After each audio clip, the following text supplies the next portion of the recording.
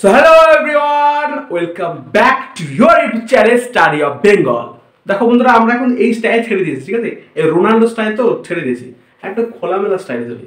তো দেখো, বেশি কায়দাটা করে আর বেশি অন্যান্য কথা না বলে শুরু করছে আমাদের মেন ভিডিও। আজকের ভিডিও হচ্ছে খুবই গুরুত্বপূর্ণ, তোমরা থাম্বনেল দেখে বুঝতে পারছো।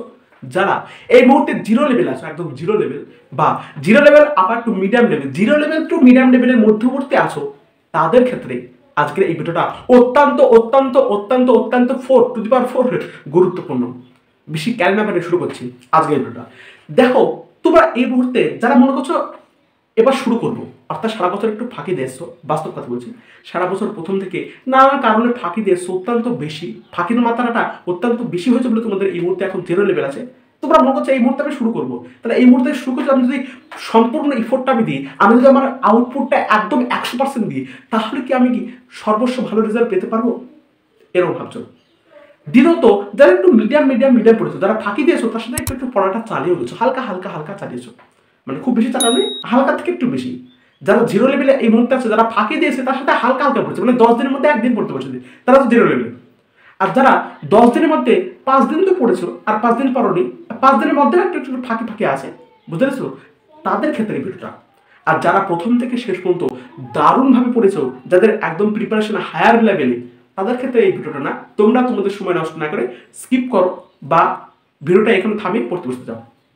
যারা এই মুহূর্তে মনে করছো যে আমার একটু মিডিয়াম লেভেলে আছে, আমি এখান থেকে কি আউটপুট পেতে পারি, আর যারা এই মুহূর্তে ভালো প্রিপারেশনও করেছো, তাদের ক্ষেত্রে ভিডিওটা ইম্পর্টেন্ট, তোমরা দেখতে পারো, কিন্তু তাদের ক্ষেত্রে অনেক কিছু শিখতে পারবে।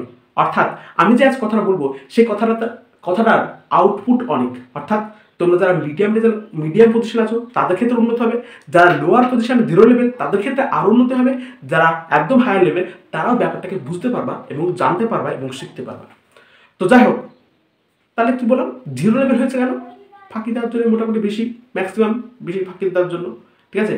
আমি তোমাকে জ্ঞান দিচ্ছি তো, যারা মোটিভেশন স্পিকার হয় বলতে গেলে, বা আমি তোমাদের জ্ঞান দিচ্ছি তো, আমি এই ভুলগুলো করছি, মানে আমিও ভুলগুলো করি, কিন্তু আমি প্রচুর পরিমাণে ফাঁকি দিচ্ছি।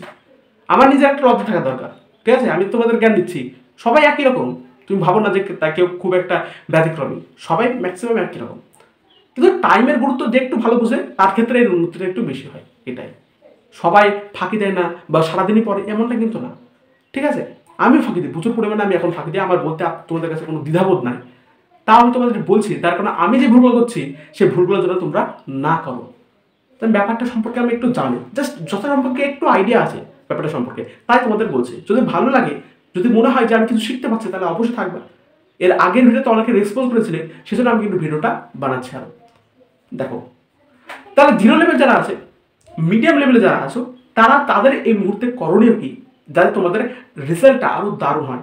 দেখো, আমি তোমাদের একটা স্পষ্ট কথাই বলি, যারা এই মুহূর্তে একেবারেই পড়াশোনা শুরু করবো ভাবছো এরকম, যে তারা যদি এখন থেকে শুরু করো এবং তারা যদি 100% দাও, তাহলে কি তোমাদের 95% মার্কস হবে? ব্যতিক্রম 2-3 জন, স্পষ্ট ভাষায় বলছি, 2-3 জনের ক্ষেত্রে ব্যতিক্রম হতে পারে। 2-3 জন না, অ্যাপ্রক্স ধরলাম আমি এখানে পার্সেন্ট হিসেবে বলি, অ্যাপ্রক্স 15%, 100%-এর মধ্যে 15% স্টুডেন্ট এরকম, যারা এই 2 মাসে পড়েও কিন্তু বিরাট কিছু রেজাল্ট করতে পারে। তাদের মধ্যে একটা আলাদা প্রতিভা থাকে, তাদের মধ্যে আলাদা একটা টেন্ডেন্সি থাকে। 2 মাসে জানে তারা কিভাবে পড়তে হবে, আমাকে অন্যান্য কিছু দেখে না, ঠিক আছে? জাস্ট পড়ার ভিডিও দেখে, জাস্ট পড়তে শুরু করে দেয়, তারা ব্যাপারটা সম্পর্কে জানে। কিন্তু তুমি যদি এই মুহূর্তে জিরো লেভেলে থাকো, ফাঁকি দিয়ে এসে তোমার কিন্তু যদি জিরো লেভেল থাকে, ঠিক আছে, তুমি যদি এই মুহূর্তে শুরু করবো ভাবছো, তোমার একটা সাধারণ নর্মাল স্টুডেন্টের মতো, তুমি জাস্ট কোনো একটা বেশি হাইফাই স্টুডেন্ট না, জাস্ট একটা নর্মাল স্টুডেন্টের মতো, তাহলে তোমাদের ক্ষেত্রে 95% মার্কস পাওয়াটা অত্যন্তই কঠিন। হ্যাঁ, আমি গ্যারান্টি দিচ্ছি, তোমার যদি এই এফিসিয়েন্সি থাকে, তাহলে তুমি বুকে হাত দিয়ে প্রথমত বলো যে তোমার মধ্যে এই এফিসিয়েন্সি আছে কিনা, যে একটা জিনিসকে তুমি যদি কোনো একটা জিনিস তোমাকে কেউ পড়ালো বা তুমি কোনো একটা জিনিস পড়লা, তাহলে সেই জিনিসটা তোমার রিকল করতে খুব বেশি সময় লাগে না। কাদের ক্ষেত্রে বলো, যারা জিরো লেভেলে আছে, একদম জিরো লেভেলে, তোমরা আগে ভাবো তো যে এটা সত্য কিনা, যে তোমাদের একটা জিনিস রিকল করতে, একটা জিনিস মুখস্থ করতে, বা একটা জিনিস মনে করতে, বা একটা জিনিসকে শিখতে খুব বেশি সময় লাগে না। জাস্ট একটু জিনিসটাকে বললেই তুমি জিনিসটাকে ধরতে পারো, শিখতে পারো, বা তোমার লেখার ক্ষমতা আছে, সেই জিনিসটা সম্পর্কে লেখার ক্ষমতা আছে।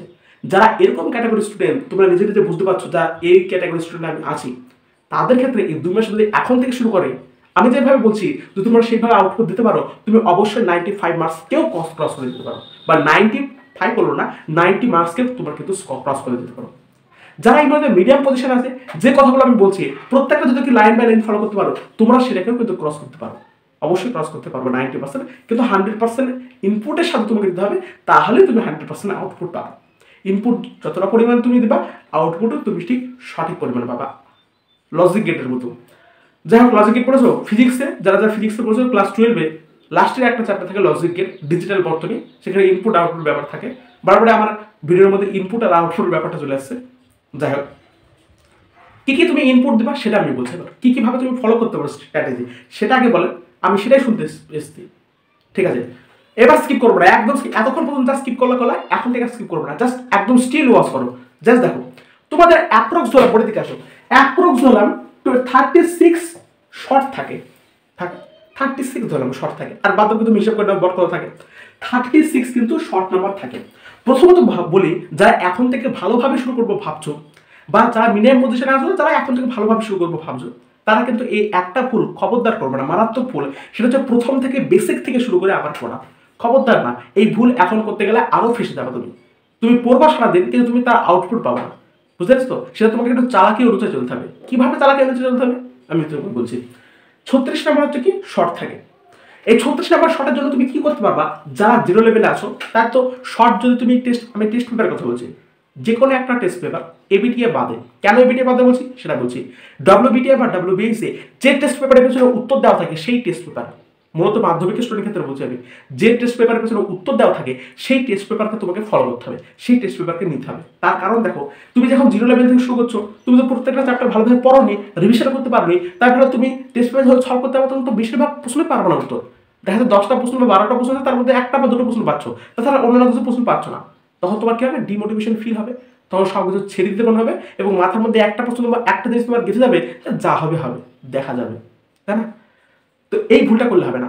তুমি যেটা পারছো না, তুমি পারবে না, দেখো শিওর। তুমি ধরো 12টা প্রশ্নের মধ্যে একটা প্রশ্ন পাচ্ছ না, তার সলিউশন কি? তোমার উত্তর দিকে যেতে হবে, উত্তরে যে প্রশ্নগুলো উত্তর যেগুলো দেওয়া আছে সেই উত্তরটা কোনো টিক করতে হবে। একটা তুমি যে বললাম যে টেস্ট পেপারের পিছনে উত্তর দেওয়া থাকে সেই টেস্ট পেপারকে তুমি প্রথমত কেনো, প্রত্যেকটা সেট তোমাকে একটা সেট করতে হবে না বাবা। তোমাকে যদি শর্ট করতে হয় তো, মাথার চুল দেখা গেল নাকি, তোমাকে যদি শর্ট করতে হয় তো, শর্ট তোমাকে ঠিক করতে হয়, এই 36-এর মধ্যে তোমাকে যদি অ্যাপ্রক্স 31 প্লাস বা 32 প্লাস এরকম যদি পেতে হয়, বা 32 কি 34ও তুমি কমন পেতে পারো। মূলত আমি এখন বলছি মাধ্যমিক স্টুডেন্টের ক্ষেত্রে, উচ্চ মাধ্যমিক ক্ষেত্রে পড়ে আসছে, এই 32 বা 31 মার্কসকে যদি ক্রস করতে হয় তো, তাহলে তোমাকে প্রত্যেকটা সেট করতে হবে, প্রত্যেকটা সেট থেকে তোমাকে অ্যানালাইসিস করতে হবে। অর্থাৎ প্রত্যেকটা সেট কি করবা, জাস্ট তুমি প্রশ্ন দেখবা, প্রত্যেক একটা সেট নিলা, দিয়ে প্রথমত উত্তরগুলো আগে আমি প্রশ্ন দাগিয়ে নেবা, ঠিক আছে? এই উত্তরগুলো হবে প্রত্যেকটা সেট থেকে, প্রত্যেকটা ধরে 15টা সেট আছে, 15টা সেটের উত্তরগুলো আগে এইভাবে দাগিয়ে নেবা, এটা উত্তর, এটা উত্তর, এটা উত্তর, এটা উত্তর, এটা উত্তর, ঠিক আছে?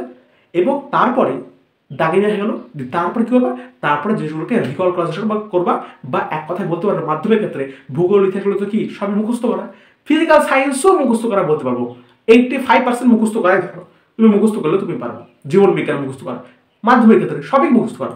তাহলে কি করবা, তুমি যা সেই প্রশ্নগুলো মুখস্থ করার চেষ্টা করবা। আরে ভাই, মাধ্যমিকের ফিজিক্যাল সায়েন্স তো অত এরকম নির্জের মতো তো কম্পিটিটিভ এক্সাম মতো হার্ড কোয়েশ্চেন করে না, অত নিউমেরিক্যাল ভ্যালু টাইপ বা নিউমেরিক্যাল টাইপ প্রশ্ন দেয় না, তার সাদা মাটা প্রশ্ন থাকে, ঠিক আছে? এলো কথারই কোনো প্রশ্ন দেয় না, বুঝতে পারছো তো? সেজন্য তুমি যদি ওই প্রশ্নগুলো, সেটের প্রশ্নগুলো শুধুমাত্র উত্তর জাস্ট এই মুহূর্তে মুখস্থ করতে পারো তো, সব যদি মুখস্থ করে নিতে পারো, তাও তুমি ওখান থেকে কিন্তু প্রত্যেকটা প্রায় ম্যাক্সিমাম প্রশ্ন তুমি কমপ্লিট দিতে পারো, ঠিক আছে? ম্যাক্স পেপার তোমার যদি সময় থাকে হাতে, তাহলে একটা টেস্ট পেপার যখন দুটো টেস্ট পেপার, কিংবা আমরা সম্ভবত জানা ডব্লিউবিএসএ এবং ডব্লিউবিটিএ, এই যে দুটো টেস্ট পেপার, এই দুটো টেস্ট পেপারের প্রশ্ন কিন্তু উত্তর দেওয়া থাকে, এই দুটো প্রশ্ন উত্তর তুমি টেস্ট পেপার প্রথমে কিনবা। অনেকে দেখবা টেস্ট পেপারের উত্তরে যে টেস্ট পেপার দেওয়া থাকে সেটা কিনতে মানা করে। কাদের ক্ষেত্রে কিনতে মানা করে? যাদের এই মুহূর্তে ভালো প্রিপারেশন আছে, যারা অত্যন্ত ভালো প্রিপারেশন আছে, মানে যারা ব্যাপারটা প্রত্যেকটা চ্যাপ্টার সম্পর্কে জাস্ট মিনিমাম আইডিয়া আছে, যে আমার এই প্রশ্নটা দেখলে জাস্ট মনে হয় যে আমার এই প্রশ্নটা এই চ্যাপ্টারে আছে। কিন্তু তোমার যদি এরকম মনে হয় যে এই প্রশ্ন কোন চ্যাপ্টার খুঁজে পাচ্ছে না, সেই তাদের ক্ষেত্রে আমি বলছি, যারা জিরো লেভেল বা মিডিয়াম লেভেল এই মুহূর্তে আছে, তাদের ক্ষেত্রে আমি বলছি এই জিনিসটা করতে, উত্তর করতে, তাহলে তোমার আরো ডিমোটিভেশন দিলাম, বুঝতে পেরেছো? কিন্তু তুমি যদি প্রত্যেকটা সেট করতে পারো তো, আমি এখানে 31 ধরলাম না, আমি 29-30 বলি, 29-30 কিন্তু তোমার ক্ষেত্রে অনেক এখন এই মুহূর্তে। তুমি যদি এই পজিশন থেকে শুরু করো তো 29-30 অনেক তোমাকে আউটপুট দেবে, বুঝতে পারছো? সেই জন্য প্রত্যেকটা সেট করতে হবে। যে কোনো একটা টেস্ট পেপার করো, যদি তোমার সব করে ফেলতে পারো, তারপরে তুমি আর একটা টেস্ট পেপার যেটা উত্তর দিয়েছে সেটাকে তুমি মোটামুটি 5-10 টেস্ট পেপারের মধ্যে সেটা ফেলতে পারবা, তাহলে তুমি আরো সিওরিটি প্রদান করতে পারবা, মানে আরো তুমি শিওর হয়ে যাবা। তুমি যখন একটা টেস্ট পেপার পুরোপুরি করবা, তো তারপরে যখন তুমি আরেকটা টেস্ট পেপার শর্ট করতে পারবা যাবা, তুমি দেখবে অনেক প্রশ্ন সহজ হয়ে গেছে, মানে অনেক প্রশ্ন তুমি রিপিটেড পাবা, মানে ওই যে টেস্ট পেপার তুমি যে প্রশ্নটা মুখস্থ করে ফেলেছো সেই প্রশ্ন অনেক প্রশ্ন তুমি রিপিটেড পাবা। ঠিক একইভাবে পরীক্ষার খাতাও তুমি রিপিটেড পাবা, অনেক প্রচুর কিন্তু তুমি রিপিটেড পাবা। ঠিক আছে, সেজন্য ফার্স্ট অফ অল বলি, তুমি জাস্ট এই প্রশ্নগুলোকে মুখস্থ করো। মাধ্যমিকের ক্ষেত্রে বলি, স্পষ্ট ভাষায় আমি বলছি, জাস্ট প্রশ্নগুলোকে একবার করে মুখস্থ করতে পারো, স্পষ্ট ভাষা বলছি মাধ্যমিক ক্ষেত্রে। কিন্তু উচ্চ মাধ্যমিক ক্ষেত্রে কিন্তু এই ভুল করলে চলবে না বাবা। কি দেখো আমি বলছি, উচ্চ মাধ্যমিকের জন্য প্রত্যেকটা সাবজেক্টে আলাদা আলাদা স্ট্র্যাটেজি, সেটা পরে আমি আনবো। ঠিক আছে, প্রত্যেকটা সাবজেক্টে অ্যাকচুয়ালি আলাদা আলাদা স্ট্র্যাটেজি হয়। তো তুমি যদি সেটা মুখস্থ করতে পারবে না, তাহলে সব মুখস্থ করে গেলা, শেষ পর্যন্ত তুমি কিছু কমন পেলে না, এরকম হতে পারে। কিন্তু উচ্চ মাধ্যমিক কি করবা, ফিজিক্সের ক্ষেত্রে তোমাকে মূলত প্রত্যেকটা চ্যাপ্টার শেষে দেখবা সূত্রাবলী থেকে থাকে না, গাণিতিক সূত্রাবলীর সংকলন দেওয়া থাকে না, ওই সূত্রাবলী থেকে প্রত্যেকটা সূত্র তোমাকে কি করতে হবে, অ্যানালাইসিস করতে হবে। প্রত্যেকটা সূত্রকে অ্যানালাইসিস না, মুখস্থ করতে হবে। তুমি দেখো প্রত্যেক জিরো লেভেল থেকে যখন শুরু করেছো, তো তাহলে তোমার কি হবে, তুমি প্রত্যেকটা তোমার থিওরিটি সব কিছু তুমি যদি বেসিক থেকে করতে যাও, সময় পাবে না। কি একটু চালাকি দিয়ে ওই জন্য বলছি না, চালাকি করতে প্রত্যেকটা সূত্র তোমাকে মুখস্থ করতে হয়। কিভাবে, ধরো তোমাকে আমি এখানে দিয়ে জাস্ট একটা সাধারণ সূত্র বলি, F = m। তাহলে এখানে প্রত্যেকটা তোমাকে রাশি সম্পর্কে সঠিক জ্ঞান থাকতে হবে। কি F আমাকে কি বলছে, M আমাকে কি বলছে, A আমাকে কি বলছে। অর্থাৎ কোনো একটি বস্তুর ওপর নির্দিষ্ট পরিমাণ বল প্রয়োগ করা হলে তার নির্দিষ্ট সরণ ঘটে আর তার নির্দিষ্ট ত্বরণ ঘটে, মানে সেটি একটা নির্দিষ্ট ত্বরণে সমবেগ সরলরেখা চলতে থাকে। তাই একটু ফিজিক্সের জ্ঞান দিলাম। তো এখানে তোমাকে জানতে হবে F মানে কি বলছে, M মানে কি বলছে, A মানে কি বলছে। তাহলে সূত্র শুধুমাত্র F = ma, F = ma এইভাবে পড়লে হবে না। F কি, M কি, A কি সব জানতে হবে। এই সব কিছু তুমি যদি জানতে পারো, রিকল করতে পারো, ধরলাম এই সূত্রগুলো জানতে তোমার ম্যাক্সিমাম টাইম লাগলো, 15 দিন লাগলো এই সূত্রগুলো জানতে। মূলত ফিজিক্স আর ফিজিক্যাল কেমিস্ট্রি এই দুটোর ক্ষেত্রে বলছি, ম্যাক্সিমাম লাগলো তোমার এই সূত্রগুলোকে জানতে, এই ম্যাক্সিমাম টাইম লাগলো। ঠিক আছে, কিন্তু এই সূত্রগুলোর প্রত্যেকটা রাশি সম্পর্কে তোমার জানতে হবে। তার কারণ দেখো, যখন তোমার প্রশ্ন থাকবে, তো এমসিকিউ ধরো প্রশ্ন থাকবে, তো এমসিকিউ প্রশ্নের মধ্যে কি থাকবে, এমসিকিউ প্রশ্নের মধ্যে তোমার এরকম থাকবে যে কোনো একটা বস্তুর উপর এত ভরের কোনো বস্তুর উপর এত পরিমাণ বল প্রযুক্ত করলো, তার কতটা পরিমাণ ত্বরণ ঘটবে সেটা দেখাও। তাহলে তখন তো তোমাকে জানতে হবে যে বল, এম মানে ভর, এ মানে ত্বরণ, এগুলো সম্পর্কে জানতে হবে, তাই না? সেজন্য প্রত্যেকটা রাশি সম্পর্কে পড়তে হবে। আবেশাঙ্গ সবেশাঙ্গ পড়ছো, সেখানে প্রত্যেকটা n = bi যেগুলো আছে, বি কি, আই কি, এন কি, প্রত্যেকটা রাশি সম্পর্কে জানতে হবে। অর্থাৎ রাশি সহ ফর্মুলাকে তোমাকে মুখস্থ করতে হবে, রিকল করতে হবে। যতদিন পর্যন্ত মুখস্থ রিকল না হচ্ছে, ততদিন পর্যন্ত তুমি কোশ্চেনে হাত দেবে না। তাদের ক্ষেত্রে বলছি যারা জিরো লেভেল এবং মিডিয়াম। বড় প্রশ্ন, এই ব্রড প্রশ্নের জন্য তোমরা কি করতে পারো, দেখো জাস্ট ব্রড প্রশ্নের জন্য তোমাকে 10টা সেট কিনে নিতে হবে। আমি ব্রড প্রশ্নের জন্য সাজেস্ট করবো একটা টেস্ট পেপার হচ্ছে এবিটিএ। তার কারণ এবিটিএতে ব্রড প্রশ্নের সঠিক মানে সঠিক সাজেশন দেয় কিন্তু এবিটিএ। সেই জন্য এবিটিএটাকে তুমি ফলো করতে পারো ব্রড প্রশ্নের জন্য। এবিটিএর তুমি 10টা বা 12টা বা 15টা, ম্যাক্সিমাম 1 থেকে 15টা সেট তুমি করো।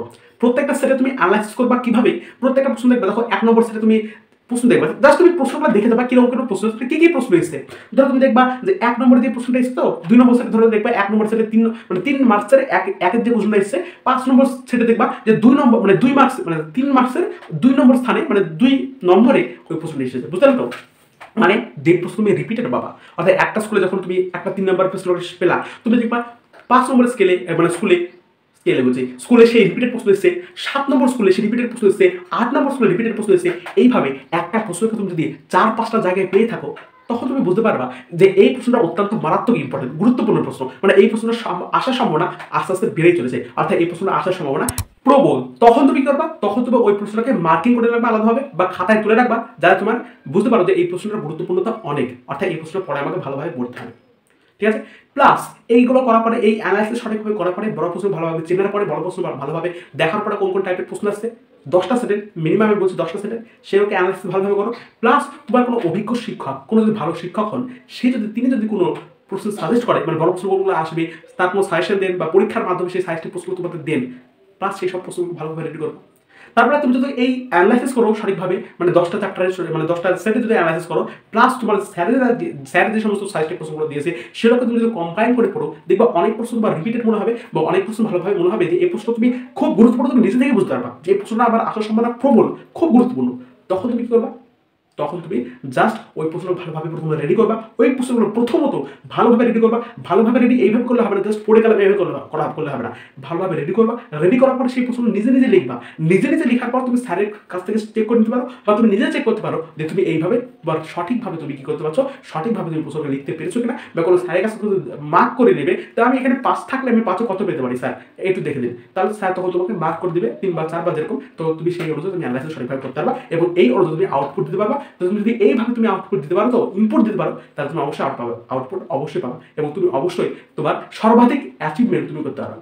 তো ভিডিওটা লেন্থ অনেক বড় হয়ে যাচ্ছে। এরপরে আমি তোমার যদি কোনো প্রশ্ন থাকে মনের মধ্যে, বা এই ভিডিওটা আমার আনার দরকার, বা এই ভিডিওতে আমি আনতে পারি, সেটা অবশ্যই পিন কমেন্ট বা কমেন্টে তুমি জানাবা। তাহলে সেই অনুযায়ী কিন্তু আমি ভিডিওকে আনবো। দেখো এই ভিডিওটা করার জন্য কিন্তু আমাকে একজন রিকোয়েস্ট করেছিল কমেন্টে, সেটা হচ্ছে রাম বলে কোনো একজন ছিল, ঠিক আছে, তার অ্যাকাউন্টে, জিমেল অ্যাকাউন্টে, ঠিক আছে। সে আমাকে বলেছিল যে এই পজিশনে আমি এখন স্যার 0 লেভেল আছি, দাদা আমি এখন 0 লেভেল আছি, তো 0 লেভেল থেকে আমি কিভাবে ইমপ্রুভমেন্ট দিতে পারি, আমি কিভাবে ইমপ্রুভমেন্ট করতে পারি। তো সেই জন্য আমি ভিডিওটা এনেছিলাম। তো তোমরা যদি তোমাদের কোনো প্রশ্ন থাকে সেই অনুযায়ী তুমি কমেন্টে জানাও, আমি সেই কমেন্ট অনুযায়ী পরবর্তী ভিডিওগুলোকে আনবো। So thank you so much. অবশ্যই ভিডিওর পাশে থাকো এবং সাথে থাকো, এবং হয়তো কোনো একদিন চ্যানেল অবশ্যই বড় হবে।